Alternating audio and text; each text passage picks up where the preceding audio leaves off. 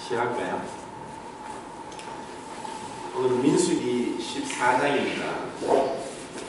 지난주에 13장에 이어서 계속 연결되는 사건입니다.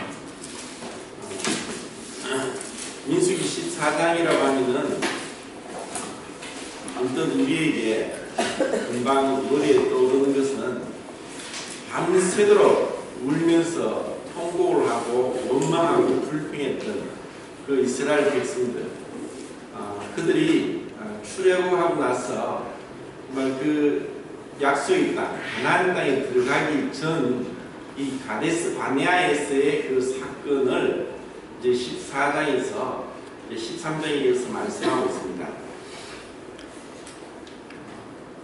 12명의 전탐꾼을 통해서 40일 동안 전탐하고 왔을 때 요수아와 갈렙을 제어하고는 10명의 전탐꾼이 그 땅에 대해서 악평을 했고, 또 자기들은 그 땅 거민에 비해서 메뚜기와 같고 그들은 장자 나낙 자손들의 후손이다, 그렇게 얘기를 하면서 도저히 우리는 그들을 상대할 수 없다 하고 이제 악평을 하니까 그 2명의 그 믿음의 보고보다는 10명의 전탐꾼들의 그 불신의 보고를 듣고 모든 백성들이 밤새도록 통곡하고 울며 원망하는, 그리고 이제 급기야 우리가 왜 여기서 죽겠느냐, 우리 처자식이 다 죽게 됐다, 왜 우리를 끝까지 인도했느냐, 이제 우리가 한 장관을 세우고 그 장관을 통해서 다시 애국으로 돌아가자 하는 이런 이제까지 갑니다. 그래서 이것은 이제 그 뒤에 보면은 하나님께서 이들을 향해서 너희들이 언제까지 나를 멸시하고 나를 믿지 않겠느냐 하는 이러한 이제 말씀을 합니다. 그리고 너희들이 10번이나 나를 거역했다, 이런 말씀을 하는데, 이것이 그냥 뭐 숫자상의 10번 많이 거역했다는 것이 아니라 자세히 한번 이렇게 출애굽한 그 장면을 더듬어보면은 정말 그들이 10번을 하나님께 원망했던 것이 나옵니다. 먼저 그들이 출애굽을 6월절을 통해서 출애굽을 하고 나서 그들은 이제 광야길로 들어가면서 앞에 홍해가 가로막혀 있었고, 홍해를 통해서 저희들 어찌할 수 없을 때 뒤에는 애국 군사들이 말을 타고 그 불병거를 타고 쫓아오는 가운데 있었습니다. 그때 그들은 그 장면이 출애굽기 14장인데 우리를 왜 이곳까지 이끌어내서 죽게 하느냐, 애굽에 장지가 없어서 우리를 이곳에 이끌어내느냐 하면서 원망을 했습니다. 이것이 이제 첫 번째 홍해 앞에서 원망했던 것이고, 이것은 하나님께서 10번의 재앙을 통해서 그 막강한 애국과 바로 왕을 완전히 정말 박살을 냈습니다. 완전히. 그리고 애국 사람들도 금은 보화를 다 주면서 제발 빨리 나가라, 이렇게 그들은 하나님의 완전한 능력으로 애국을 탈출을 하게 되었는데도 하나님의 능력을 사실 믿지 못했고, 그는 어려움이 왔을 때 그 홍해 앞에서 그들은 정말 원망했고 불평했고 하나님을 정말 노여우시게 했습니다. 그래도 하나님은 모세를 통해서 잠잠히 기다려라, 오늘날 여호와의 구원을 보라 하면서 하나님께서 모세를 통해서 말씀하십니다. 근데 두 번째는 이제 홍해를 건너고 나서 15장에서 출애굽기 15장에서 그들은 기뻐서 노래하고 춤추고 했지만 곧 좀 지나고 나니까 마라에 왔습니다. 마라는 의해서 쓴물을 통해서 또 불평하게 되죠. 아니 이런 물을 어떻게 먹으라고 하느냐, 사실 뭐 갈증이 나는데 물이 쓰면 먹을 수가 없지 않습니까? 이것이 이제 출애굽기 15장입니다. 근데 16장에서는 이제 신광야에 도착했습니다. 신광야에 오니까 그때가 출애굽을 하고 한 달이 딱 되었을 때입니다. 그 다음 달 15일이 되었죠. 1월 15일 날 나와서 이제 그 다음 달 2월 15일이 됐습니다. 신광야에 도착했을 때 한 달 만에 무엇이 없어졌다고 했습니까? 애굽에서 가지고 온 양식이 떨어졌습니다. 그래서 먹을 것이 없으니까 이제 어디서 그 광야에서 먹을 것이 어디에 나오겠습니까? 그리고 한두 사람도 아니고 거의 장정만 60만 3,550명이고, 그리고 어린아이 또 노인들, 또 여자들을 합치면 200만 명이 되는 사람들에게 어떻게 그 먹을 것을 줄 수 있겠습니까? 그때는 또 하나님이 만나를 주십니다. 만나를 주시면서 두 가지를 말씀하셨는데, 너희들이 그날 아침에 거두어들인 만나는 그날 먹고 다음날까지 남겨두지 말라고 했습니다. 그리고 6일째는 이틀분에 만나를 주겠는데 7째 날 안식일 날은 만나를 거두러 나가지 말라고 했습니다. 근데 그들은 두 번 다 그 하나님의 말씀을 거역하고 불순종했습니다. 분명히 그날 거둔 만나를 그날 다 먹으라고 했는데 그것을 욕심을 가지고 다음날 먹겠다고 했을 때 냄새가 나고 썩어서 못 먹게 됐습니다. 그리고 6일째 분명히 이틀분에 만나를 주겠다고 했는데 7째 날 안식일 날 그들은 또 거두러 나가는 사람도 있었습니다. 그것은 하나님의 말씀, 명백한 말씀에 대한 불순종이고 믿지 않는 것이고 그 말씀을 하신 하나님을 멸시하는 것이었습니다. 그리고 이제 7장에서 르비딤에 도착했습니다. 그곳에서 또 무슨 일이 있습니까? 물이 없었죠. 물이 없으니까 또 불평하는 겁니다. 그리고 이제 32장에 가면은 모세가 호렙산에 도착해서 그 19장에서 이제 호렙산에 도착합니다. 그리고 이제 시내산에 올라가서 율법을 받으러 올라갔을 때 아무리 기다려도 모세가 안 내려오니까 40일을 못 기다립니다. 그래서 아론을 시켜서 애굽에서 가지고 온 그 금을 통해서 금송아지를 만들고 이 금송아지가 우리를 애굽에서 인도하는 신이다 하면서 그 앞에서 춤추고 노래하고 그런 정말 불경건한 그런 모습을 경거망동한 행동을 하게 됩니다. 그때도 하나님은 그들을 향해 노를 발하시지만 모세의 중재 기도를 통해서 그들은 살아남습니다. 그러고 나서 이제 민수기 우리는 11장에서 다베라에 옵니다. 다베라에 오니까 그들이 모든 율법과 승막을 받았고 그리고 제사장의 의복과 그리고 승막의 제사에 대해서 그리고 절기에 대해서 그리고 승막을 중심으로 해서 동서남북 그 세 지파씩 12지파가 진을 치는 것과 불을 행진하는 것 그리고 낮에는 구름 기둥으로 밤에는 불 기둥으로 하나님의 놀라운 기적을 체험했고 하나님의 그 영광을 볼 수 있었던 그들이 이제 행진을 하면서 길이 험하고 바위와 모래뿐인 그 길로 인해서 불평하니까 하나님을 원망합니다. 그래서 불이 진 끝에서 나와서 불을 살라서 그들이 죽게 되죠. 그래서 불사람이라는 뜻으로 다베라라고 이름을 정합니다. 그리고 또 기브론 핫다와에서 우리가 만나만 먹어도 되겠느냐, 이 박한 식물, 이 하늘로부터 내려온 하늘 양식, 이것이 정말 실증이 난다. 우리 고기가 먹고 싶다. 애굽에 있을 때는 얼마든지 많이 먹었지 않느냐 하고 그들은 애굽에서 불가마 옆에서 먹었던 그러한 고기를 생각하면서 원망합니다. 그러니까 하나님께서 그래 너희들이 언제까지 나를 믿지 않겠느냐 하면서 한 달 동안 그 메추라기를 먹도록 하셨지만 하나님께서 그들의 그 탐욕으로 인해서 진노를 바라시고 그들이 죽게 되는데 그래서 탐욕의 무덤이라는 뜻의 기브롯 핫다와라는 그 지명으로 그들은 그곳에서 9번째 원망합니다. 그리고 이제는 13장, 14장에서 가데스 바네아에 도착했습니다. 이제 가데스 바네아에서는 이제 하나님이 약속한 아브라함 때부터 680년 전부터 약속하셨고 이삭과 야곱에게 또 요셉에게 말씀하신 그 약속의 땅 그리고 우리는 그것을 지난주에 찾아봤습니다. 8번은 찾아봤는데 8번이나 하나님이 그 약속의 땅을 주겠다.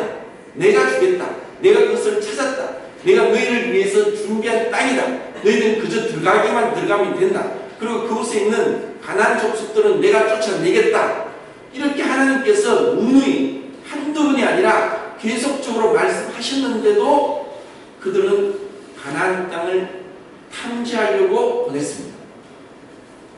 그것은 신명기 말씀을 찾아본 대로 하나님은 말씀들을 믿고 들어가면 되었지만 그들은 아니다. 우리가 직접 봐야 되겠다. 우리가 그 땅이 좋은지 나쁜지, 그 땅 거민들이 큰지 적은지, 그리고 그 산성인지 또 아니면은 진영인지 성으로 둘러싸여 있는지 그냥 막으로 있는지 이러한 여러 가지들을 그들은 봐야 되겠다고 해서 두령들, 각 지파의 10지파의 두령들을 뽑아서 보냈습니다. 근데 그들이 10명의 지휘관들은 그 땅을 두고 두려웠고 그리고 그것으로 인해서 도저히 우리는 저들을 이길 수 없다. 그들은 장대한 자들이다.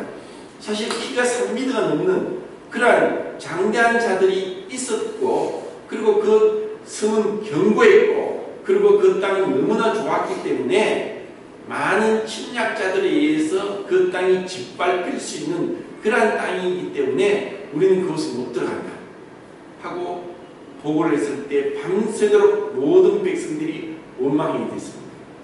이것으로 인해서 하나님께서 그들을 완전히 모두 다 멸하고 죽이려고 했습니다. 그리고 여호수아와 갈렙은 아니다. 하나님이 여호와께서 말씀하셨다. 여호와께서 말씀하셨기 때문에 우리는 들어갈 수 있다.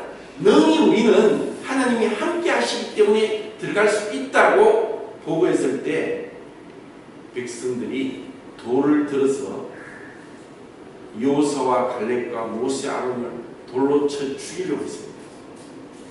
그때 모세와 아론은 무엇을 했습니까? 그냥 그 앞에서 땅에 엎어졌습니다. 온몸이 앞에 엎어져서 기도를 합니다. 하나님 앞에 이들을 불쌍히 해달라고, 이들을 용서해달라고. 모세는 그들을 향하여서 맞대어 욕하지도 않았고 맞대어 욕하지도 않았고 또 그들을 향하여서 어떠한 변명이나 또 어떠한 대꾸도 하지 않았습니다. 이것으로 인해서 하나님의 영광이 갑자기 임하면서 어떤 식으로 임했는지 모르지만은 어떤 빛이나 또 어떤 강력한 어떤 구름의 임재를 통해서 그것을 쉐키나라고 하는데 그 하나님의 쉐키나 임재가 임하면서 그들이 돌로 들어 치려고 했던 분노를 일시적으로 잠재웠습니다. 그리고 하나님은 모세에게 말씀합니다. 내가 이들을 다 멸해버리겠다. 모두 다 이들을 멸해버리고 모세 너를 통해서 새로운 백성을 이끌어서 그들을 그 땅에 들어가게 하고 너는 그들 우두머리가 되게 하겠다 하고 하나님의 진노가 나타났습니다. 그때 이제 모세의 중보 기도는 또다시 한번 나타납니다. 모세의 중보 기도는 두 가지로 우리는 볼 수 있는데 첫 번째 모세가 중보 기도했던 것은 하나님의 성품을 가지고 기도합니다. 그것은 출애굽기 34장 6절과 7절에 하나님께서 모세에게 계시하신 하나님의 성품입니다. 여호와는 인자와 자비함이 무궁하시고 그리고 인자를 천대까지 베푸시고 노하기를 더디하시고 하는 긍휼이 무궁하신 그러한 하나님께서 모세에게 계시한 하나님의 성품에 대해서 모세는 그대로 그 말씀을 받아서 하나님께 기도합니다. 하나님 그런 분이 아니십니까? 그래서 하나님의 영광을 인해서 이들을 용서해 주십시오. 하나님의 영광을 인해서 만약에 이들을 다 멸하고 죽여버리신다면 이방 민족들이 하나님이 능력이 없기 때문에 이들을 광야에서 죽였다 하지 않겠습니까? 그것은 하나님의 영광의 너무나 큰 손실입니다. 하나님의 영광, 주의 거룩하신 이름을 인하여서 그들을 살려주십시오. 이렇게 하나님의 영광을 두고 기도했습니다. 그리고 두 번째는 하나님의 그 진노를 거두어 주시고 형벌을 받을 자는 결단코 용서하지 아니하고 형벌을 내리시지만 그들을 불쌍히 여기시고 용서해달라고. 그리고 이제까지 출애굽을 하면서부터 지금까지 이들은 불순종하고 완고하고 또 패역하면서 하나님을 멸시했는데 이제까지 이들을 용서하신 것처럼 지금도 용서해 주십시오. 이것이 모세의 기도였습니다. 우리는 이 모세와 이스라엘 백성들의 차이점은 무엇인가? 그 차이점은 이 백성들은 문제만 보았고 환경을 보았고 그들의 어떠함을 봤습니다. 그리고 가나안 족속의 강대함을 통해서 그것은 객관적으로 진리일지 모르지만은 그들의 마음에는 하나님이 없었습니다. 그렇지만 모세에게는 하나님의 말씀이 있었습니다. 그 모세의 중보 기도는 우리로 하여금 어떠한 기도를 해야 되는가를 가르쳐줍니다. 그것은 성경으로 기도하는 것입니다. 성경에 계시된 하나님의 말씀을 알 때 우리는 올바른 기도를 합니다.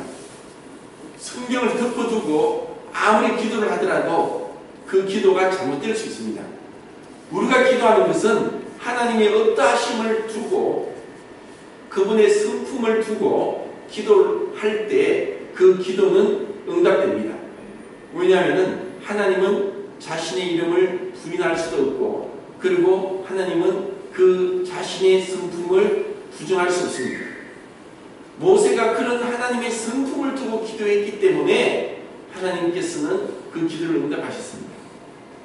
그리고 모세가 먼저 기도한 것은 하나님의 영광이었습니다.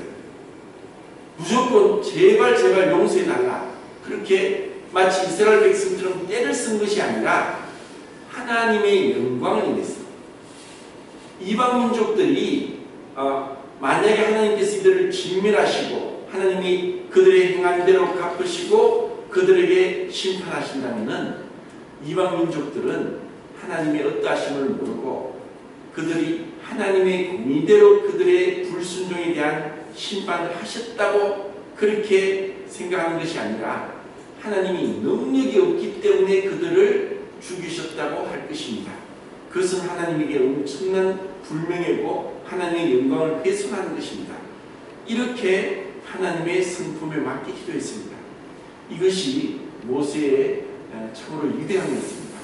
우리는 이러한 중보 기도를 통해서 정말 하나님께서 마땅히 진멸하시고 심판하실 것도 막을 수 있다는 것. 그리고 하나님은 모세의 기도를 들으시고 그들을 향해서 진노를 바라시지 않았습니다. 하지만 하나님은 그들을 심판하셨는데도 그들을 즉각적으로 심판을 내리지 않고 하나님은 그들에게 은혜를 베푸십니다. 그 길은 바로 하나님을 원망하고 믿지 않고 멸시한 자들을 향하여서 광야에서 죽게 하는 것입니다. 그런데 그들이 즉각적으로 죽는 것이 아니라 40년이라는 세월을 보내면서 서서히 죽게 되는데 광야의 그 사막 가운데서 바위 투성인 그 가운데서 그들이 방황하다가 죽을 것에 대해서 말씀하셨습니다. 이것은 놀라운 은혜입니다. 왜 하나님이 즉각적으로 그 하나님을 멸시한 자들을 죽이시더라도 그들은 할 말이 없습니다. 왜냐하면 그것은 하나님에 대한 엄청난 하나님을 불명예스럽게 하는 것이고 하나님을 진노를 격발시키는 것입니다. 그런데 그들이 40년에 걸쳐서 오랜 시간에 걸쳐서 광야에서 죽게 하고 가나안 땅에 들어가지 못한 것은 왜 그러냐? 그들이 불순종하고 하나님을 믿지 않은 대가를 광야에서 그들의 죄에 대한 대가가 어떠한 것인지를 경험하게 하고 그들로 하여금 회개할 수 있도록 기회를 주셨다는 것이고 또다시 또 다른 한편으로는 아직까지 어린아이들 20세에서 50세까지 전쟁에 나가지 못할 20세 이하의 그들의 자녀들이 자라서 20세 이상 전쟁에 나갈 만한 군인이 되기까지의 시간을 하나님은 40년 동안 허락하셨습니다. 이것은 하박국 선지자가 얘기하듯이 하나님의 진노 중에도 긍휼을 베풀어 주십시오 했던 것처럼 하나님은 놀라운 은혜를 주실 것입니다. 우리는 생각할 때 그들이 이제 길을 돌이켜서 가나안 땅에 들어가지 못하고 다시 광야로 가야 되는 그러한 비극적인 상황이 너무나 서글프고, 그리고 하나님이 왜 이렇게까지 하시느냐 하는 원망이 될 수 있을지라도 어떻게 보면은 하나님의 은혜였습니다. 그들을 즉각적으로 심판하지 않았다는 것, 그리고 그들로 하여금 그 죄에 대한 대가를 경험하게 했다는 것, 그리고 그 자손들이 자라기까지 기다리게 하셨다는 것, 이것이 하나님의 은혜입니다. 그렇지만 하나님의 진노는 내리셨습니다. 보험세관비는 주님께서 성전을 들어가시는데 예루살렘 성전이 완전히 장사꾼의 소울이 되었습니다. 돈을 바꾸고 또 그 제사에 쓸 그런 재물 희생, 그 재물 그 양이나 소나 염소를 데려와서 그 우는 소리가 들리고, 이런 강도의 소굴로 만들었던 그곳에서 주님은 노끈으로 직책을 만들어서 그들을 다 쫓아냅니다. 그런데 비둘기 파는 자들의 상을 얻지 않고 의자를 엎었습니다. 그것은 비둘기가 날아가면 그들이 손해가 되기 때문에, 그래서 주님께서 진노하시는 가운데서도 은혜를 베푸시고 그들이 손해가 되지 않도록 하셨다는 것은 놀라운 은혜입니다.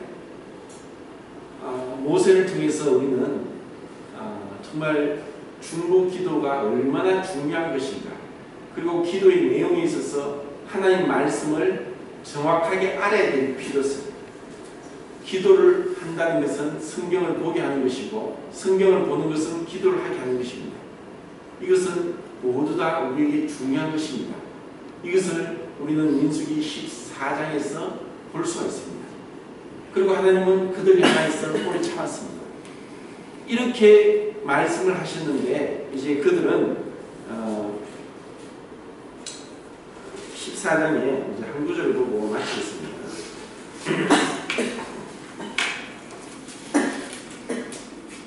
13절부터 13절 아닙니다.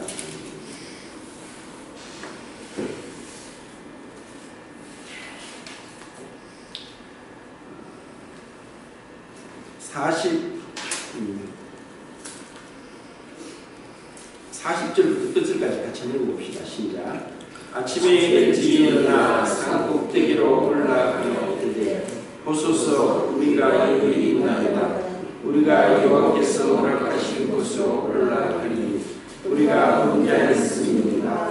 모세가 이르되 너희가 어찌하여 이제 여호와의 명령을 범하느냐. 이 일이 통하지 못하리라. 여호와께서 너희 중에 계시지 아니하시니 올라가지 말라. 너희의 대적 앞에서 패할까 하노라. 아말렉인과 가나안이 너희 앞에 있으니 너희가 그 자리에 망하리라. 너희가 여호와를 배반하였으니 여호와께서 너희와 함께하지 아니하시리라 하나.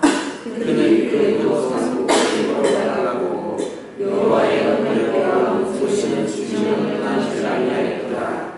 아말렉인과 상관주의 거주하는 하나님과 그들을 뒤지고 음악까지 적으라.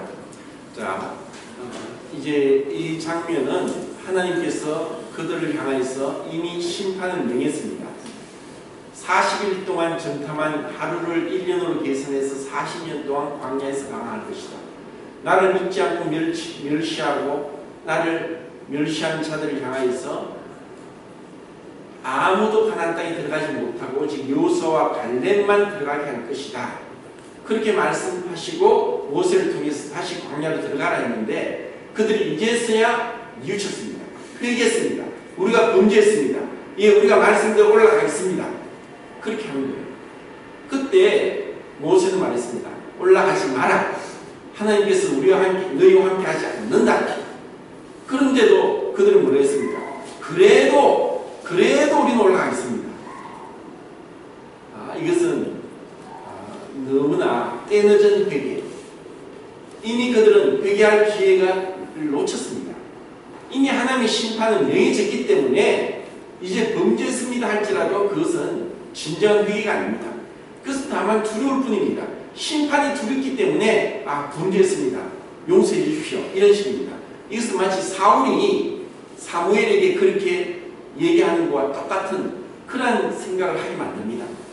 그런데 이들이 정말 하나님을 또 시험하고 있는 거죠. 그래도 올라가겠다. 올라가지 말라고 했는데 이제 고집을 부리고 올라갑니다. 그리고 그들은 출애굽하고 나서 처음으로 패배하는 그 사건이 여기 있습니다. 이것은 무엇입니까? 그것은 정말 굽히지 않는, 자아가 꺾이지 않고 자기 고집과 생각대로 행하고자 하는 것. 이것은 너무나 슬픈 육신적인 모습입니다.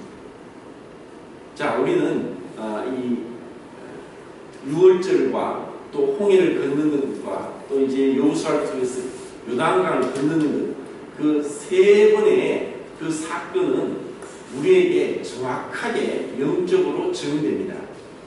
유월절 어린 양의 피를 통해서 그들의 장자가 죽지 않고 살아났던 것은 그 강팍한 바로의 그 고집과 그리고 이스라엘 백성을 보내주지 않겠다고 했던 그 교만함을 꺾기 위해서 어린 양의 피가 흘려졌습니다.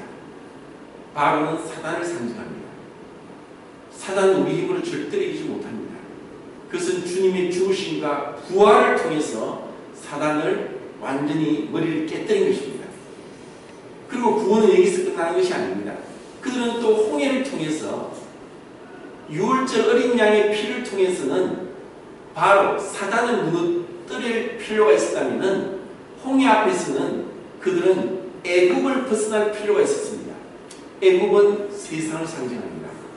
그 애굽을 벗어나는 것, 세상으로부터 우리가 등지고 세상과 상관없이 세상을 사랑하지 않고 세상에 얽매이지 않고 세상의 풍조를 따르지 않는 것은 바로 십자가에 함께 죽으심에 대한 증입니다. 그것은 침례를 통해서 나타났고 그것은 한 번 끝나는 것이 아니라 끊임없이 내가 십자가에 그리스도와 함께 죽었다는 것을 아는 것과 그리고 내가 죽었다는 것을 여기는 것과 내가 죽음으로 인해서 내 몸을 의의 병기로 하나님께 드리는 것, 이 알고 여기고 드리는 것, 이 세 가지가 계속 적용될 때 우리는 세상으로부터 벗어나서 세상에 얽매이지 않습니다. 그리고 세 번째는 요단강을 건너는 것입니다. 그래서 나중에 여호수아를 할 때 자세히 말씀을 드리겠습니다. 그것은 바로 육신의 정욕입니다. 육신의 정욕을 이기기 위해서는 법궤를 메고 물이 흐르는 요단 강물에 발을 디뎌야 됩니다. 그것은 말씀을 의지하고 죽기를 각오하고 들어가는 것입니다. 지금 여기서 그와 같은 그림자를 또 봅니다. 말씀에 순종해서 제가 돌아가겠습니다. 광야로 들어가겠습니다. 저의 불순종과 저의 하나님을 멸시하고 믿지 않는 대가로 제가 심판을 받겠습니다 하고 돌아가는 것이 바로 육신의 생각을 거부하고 자아를 죽이고 주님 말씀에 순종하는 것입니다. 근데 그들은 그래도 하나님이 함께 하시지 않아도 그래도 우리는 하나님 앞에 나가겠습니다 하고 하는 자신의 고집입니다. 자신의 생각입니다. 많은 사람들이 그리스도인들이 육신의 생각대로 행하면서 불순종하고 하나님을 멸시하고 있습니다. 그들은 차지 못합니다. 성령의 열매가 없습니다. 근데 그들은 자신을 모릅니다. 여전히 자아를 위해 살고 있습니다. 자아가 십자가에 못 박히지 않았습니다. 오늘 뉴스에서 그런 뉴스를 봤습니다. 미국의 플로리다 주에 살고 있는 10살 된 소녀가 자기 집 앞에서 레모네이드를 만들어서 파는데 하루에 $10,000을 번다는 거예요. $10,000, 거의 한 1,000만 원. 그래서 그 내용이 좀 그렇습니다. 그 부모하고 같이 살면서 부모가 살고 있던 집이 불이 타고 있습니다. 그래서 이제 부모들은 이제 계속 열심히 일을 해서 돈을 모아서 다시 집을 지으려고 했는데 그 어떤 사기꾼 건축업자에게 속아서 그 모았던 돈을 다 사기당했습니다. 그러자 10살 된 딸이 이제 나섰습니다. 편지를 써서 방송국에 보내고 전단지를 만들어서 이런 사유로 내가 레모네이드를 팝니다 하고 자기 집 앞에서 레모네이드를 팔았습니다. 그런데 사람들이 방송을 듣고 전단지를 보고 그 집에 완전히 북새통을 이루면서 사람들이 모여들었습니다. 어떤 사람은, 이웃에 있는 사람은 그 사정을 알고 레모네이드 한 잔을 100만 원 주고 사기도 했고, 그러다 보니까 하루에 판 돈이 1000만 원 됐습니다. 그렇게 해서 계속 1000만 원씩 레모네이드를 팔아서 돈을 벌는다는 그 얘기를 뉴스를 들으면서 그런 생각을 했습니다.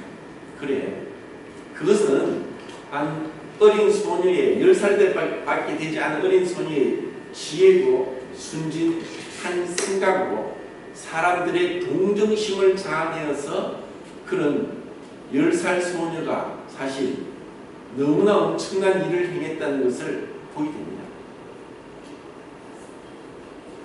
그러면은 우리가 하나님을 믿는 것은 무엇입니까?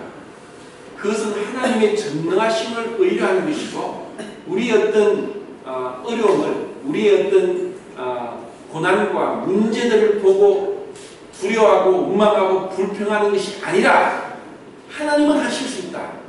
내게 능력 주신 자에서 내가 모든 것을 할 수 있다. 할 수 있거든요. 무슨 말이야? 믿는 자에게 능치 못할 일이 없다.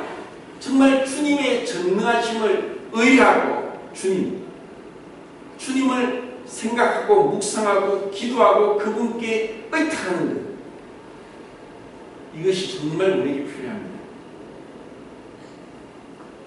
이것을 우리는 경험해야 되고 삶 가운데서 적용시켜야 되고, 그리고 하나님과 동행해야 됩니다. 이것이 없으면 정말 문제가 어려움이 없는 사람이 세상에 어디 있습니까? 평생 그렇습니다. 그런데 그럴 때마다 정말 주님을 신뢰합시다. 주님을 실망시키지 말고 정말 주님을 기쁘시게 하고, 주님이 원하시는 건 무엇이고 그것은 주님의 영광입니다. 환난 날에 나를 부르라. 내가 너를 영원하게 하리라. 그 환난 날의 기도가 주님을 영원하게 합니다. 그리고 그것은 주님이 하셨다. 주님이 받으실 영광을 마땅히 돌려드리는 것, 그것이 우리가 이 땅에서 해야 될 일입니다. 그리고 우리는 기도합시다. 주님의 영광을 보여주십시오. 주님의 영광을 나타내십시오. 그리고 저를 통해서 하나님의 전능하심이 나타나기를 원합니다. 제 자신의 생각과 육신의 한계와 그리고 환경의 어려움들을 극복할 수 있도록 주님을 의뢰합니다. 주님의 능력이 저를 통해 나타나기를 원합니다. 그러므로 이러한 것은 마치 이스라엘 백성이 바로를, 그리고 애굽을, 그리고 그 광야를 벗어난 같이 우리는 마귀를 끊임없이 대적하고 세상을 향하여서 정죄하고, 그리고 내 육신의 연약함과 육신의 불순종을 십자가에 못 박고 주님 말씀에 순종해서는 아닌 것입니다. 이것이 우리의 승리의 삶, 날마다 승리함으로, 그 승리한 경험으로 우리는 더욱더 승리할 것이고 더욱더 승수할 것이고 승리의 열매를 풍성하게 맺음으로 하나님께 영광이 될 것입니다. 이상 마치겠습니다.